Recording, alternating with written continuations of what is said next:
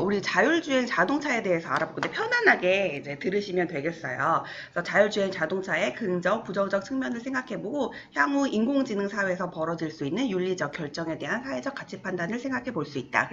자율주행 자동차도 많이 화두에 오르고 있습니다. 그러면 도대체 자율주행 자동차가 무엇일까요? 무인 자동차가 자율주행 자동차일까요? 네? 채팅창에 글을 올려주세요.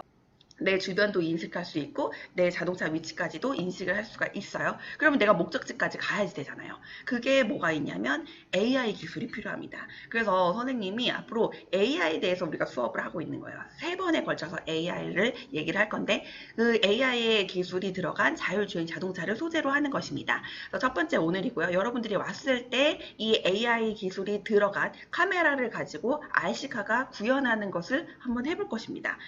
그리고요. 그다음에 마지막으로도 온라인 수업으로 또 하게 될 건데요. 그러면 한번 생각해 봐야 될 게 있어요. 뭐냐면 자율주행 자동차의 좋은 점과 자율주행 자동차가 실제로 구현이 되었을 때 사회에 있을 때 사회에서 일어날 수 있는 다양한 문제점들이 있을 거예요. 그래서 걸림돌이라고 선생님이 했는데 어떤 문제들이 발생할 수 있는지까지 같이 생각해 보도록 하겠습니다. 많은 차들이 안전하게 신호를 지키며 운행되기 때문에 사고의 확률이 감소하게 된다. 그렇죠. 그래서 이런 장점들이 있을 것입니다. 그거 말고도 또 운전을 못해도 드라이브를 즐길 수가 있겠죠. 예를 들어서 장애인이나 노약자들은 운전을 할 수가 없잖아요. 그래서 이동에 제한이 있는데 자율주행 자동차 같은 경우는 그런 제한이 없죠.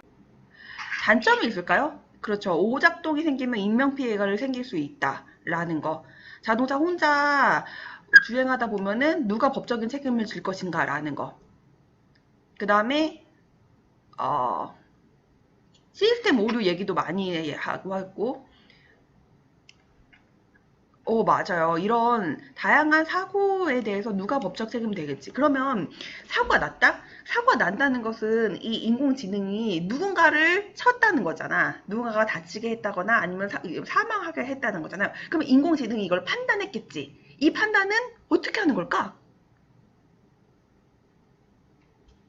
그 얘기를 하려고 합니다. 트롤리 딜레마라는 걸 할 거예요. 자, 선생님이 요 사이트를 알려줄 건데요. 요약보기를 누르면은 여기는요. 지금 사망자가 노숙자 3명과 그 다음에 여성 1명이 죽는데 그런데 얘네들은 여기 보면은 빨간불이지. 빨간불을 무시하고 건너고 있어요. 그래서 횡단보도를 무시하고 건너고 있습니다. 라는 거고 여기 같은 경우는 남성 3명하고 여성 경영자를 죽는데 이렇게 회피를 하면 자동차가 직진을 하거나 아니면 자동차가 회피를 하게 되는 거죠.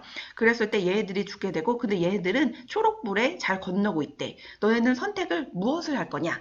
라는 거예요. 한번 이렇게 해서 이런 상황이 13가지 상황이 나오는데 한 번씩 다 선택을 해보시고 마지막에 이제 송주하고 민준이는 결과물이 나올 거야. 그 결과물을 X하지 마시고 펴놓고 함께 공유를 하면서 어떤 가치가 들어있는지를 살펴볼 겁니다. 자, 민준이, 준비됐습니다.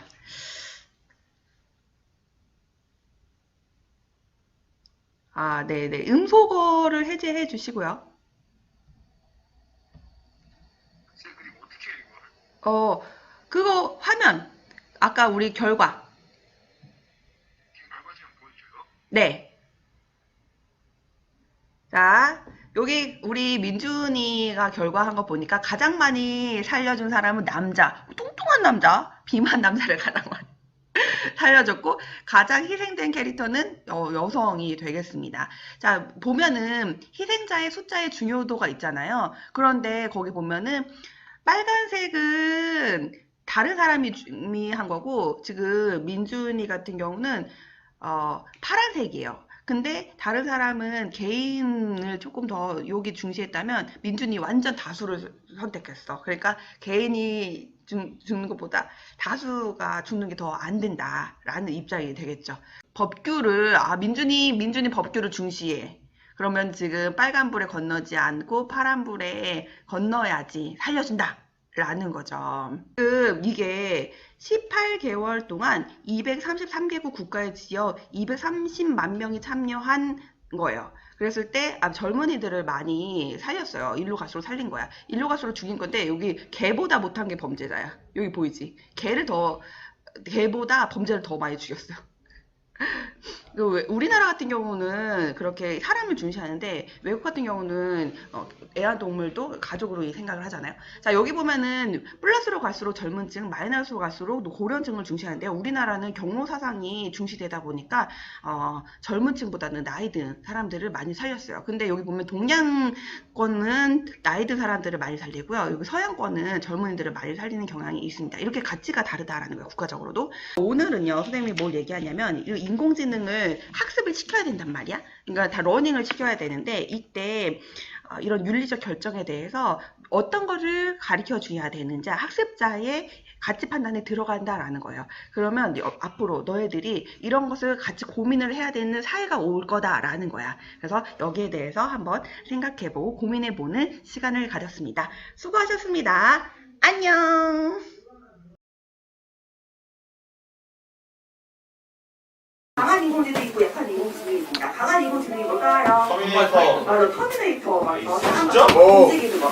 아이로봇이라고 하는 게 이게 마지막에 인간을 지배한다 이런 거잖아. 아니네요. 그래서 좀 약간 잔인하게 끝나게 되는데 마지막은 사람이 항상 이기는 걸로 끝나게 되죠. 그런 모습. 그런데 지금 현재 강한 인공지능을 할 수 있어요? 아니요. 약한 인공지능이에요. 약한 인공지능은 뭐냐면 여기 페이스북에서 얼굴을 인식하는 것처럼 이 사람은 A라는 사람, 이 사람은 B라는 사람 이렇게 다 구분하는 게 또. 만약에 내가 이번에는 여기다 놨어. 가운데에 밑에다 놨어. 그러면 그랬을 때 내가 이기는 거는 한 번. 근데 내가 여기다 놨어. 그랬을 때 난 다 이기는 거야. 그러면은 이걸 통해서 컴퓨터는 뭘 선택하겠어?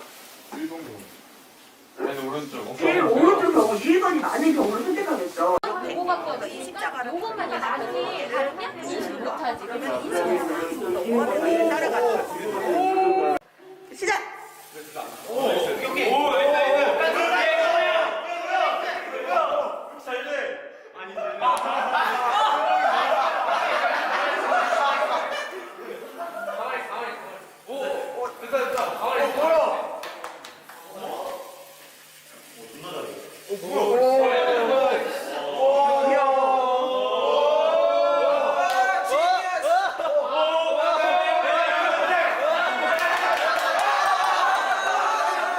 삶에 깊숙이 들어왔어요. 그래서 내 일자리까지 빼줄 수가 있습니다. 그래서 일자리와 업무의 변화를 한번 생각해보고 그럼 본인의 희망, 직업과 진로에서 인공지능을 활용을 해야 되거든요. 인공지능을 활용하는 방법을 생각할 수 있다라는 거. 그러니까 우리가 지금 1차 산업은 증기기관차였어. 2차 산업은 화석연료였어. 3차는 컴퓨터와 인터넷이었어. 컴퓨터와 인터넷 안 쓰는 곳이 없죠. 4차가 인공지능입니다. 그래서 쓰여야지 되는데 그러면은 어떻게 쓰일 수 있는지를 생각해보는 시간을 갖도록 하겠습니다. 자, 선생님이 이제 이렇게 자동차 관련 직종의 변화를 생각한 것처럼 여러분들도 여러분의 희망, 진로에 대해서 생각을 해보고 오늘 그거 적는 시간을 가질 거예요.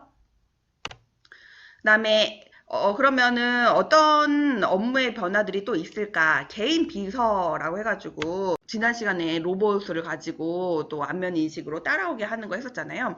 이게 안면 인식으로 이제 개인 정보를 가지게 된다라는 거. 그래서 어떤 사람이 그 범죄자였어. 근데 경제적인 범죄자야. 그래서 돈을 내야 돼. 돈을 안 내고 도망다니는 사람이었는데 이 사람이 어느 그 가수의 콘서트에 가는 거예요. 콘서트장. 근데 그 콘서트장에 안면인식 카메라들이 있었던 거야. 그러면서 그 정보가 경찰한테 넘어갔어요. 그래서 현장에서 잡히는 그런 일이 있었다고 합니다. 그래서 경찰들이 옛날에는 막 밖에를 순찰을 했다면 지금은 데스크에 앉아서 범인을 잡을 수가 있게 된 거죠. 그 다음에 의료시설이 스마트 진단과 원격 진료라고 해가지고 어떤 것들이 있을 것 같아요? 3D 프린터 기술자. 맞아요. 3D 프린터 기술자, 그 다음에 유전자 정보 분석가, 방금 얘기한 것처럼 인공장기 연구 개발자, 장애인 보조 도구 개발자, 개인 맞춤형 약 제조자. 그런 사람들이 새로 창출되는 직업이 아닐까. 이것도 역시 정답은 없고요. 선생님이 한번 적어보았습니다. 이런 것들이 앞으로 여러분들의 삶에 또 나타나는 직업이 되지 않을까라는 생각이 들고요. 선생님이 고민해야 될 거. 여러분들은 누구에게 배우시겠습니까? 여러분들은 누구에게 배우시겠습니까? AI AI가 지식 전달을 많이 하죠. 그러면 교육은 앞으로 어떤 방향으로 가야 될 것인가? 라는 게 선생님들의 고민이 되겠습니다. 예술 같은 경우가 창조적인 직업이니까 AI가 건들 수 없다라고 생각하는데 그렇지 않아요. 서라벌 고등학교고 반고의 별이 빛나는 밤에 사진을 했더니 이렇게 학교가 아주 멋있게 변했습니다. 그 다음에 또 그림 그리는 게 있어요. 얘가 여러분 이거 같이 해볼 거야. 이걸 하면서 요거는 가입이 필요 없거든요. 그리고 빨리 할 수 있어요. 우리 1등한 종현이가 한번 화면을 공유를 해주면서 어떤 그림을 그릴 건지를 해주면 되는데 그럼 그림을 그려보세요. 피그를 드로잉 하래. 피그를 한번 그려봐봐.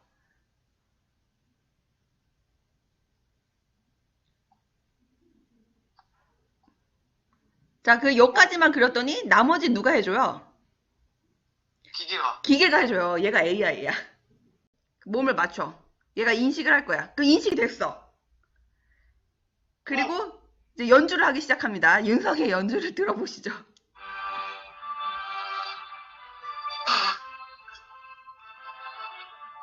이제 위로 올릴수록 소리가 커지고요. 그 다음에 오른쪽에 첼로 이런 거 있잖아요. 이게 첼로가 낮은 음을 하고 되고 왼쪽에 바이올린이 있잖아요. 이 바이올린이 높은 음을 하게 되는 거야. 자, 지금 음악이 거의 다 끝나가고 있습니다. 위에 음악의 표시가 보이죠?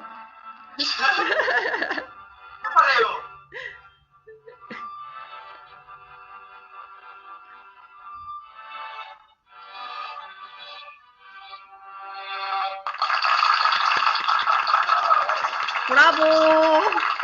이제 AI 시대 본인의 희망, 직업, 진로의 변화를 예측해 보는 거예요. 그래서 학번, 성명, 희망, 직업을 적고 그 다음에 그림을 넣을 거예요. AI가 접목된 본인의 희망, 직업의 모습을 사진이나 애니메이션을 찾아 넣고요. 그 다음에 AI 시대 본인의 희망, 직업의 변화를 예측해서 적어보고 근데 AI가 들어올 수밖에 없잖아. 지금 컴퓨터, 인터넷이 들어온 것처럼 AI가 들어오면은 본인의 그 AI를 가지고 생산적이고 효율적인 일의 능률을 키우기 위해서 사용을 해야 될 거 아니야. 그게 어떠면 좋을지를 적어보면 되겠습니다. 수환이는 육군이 되고 싶대요. 그래서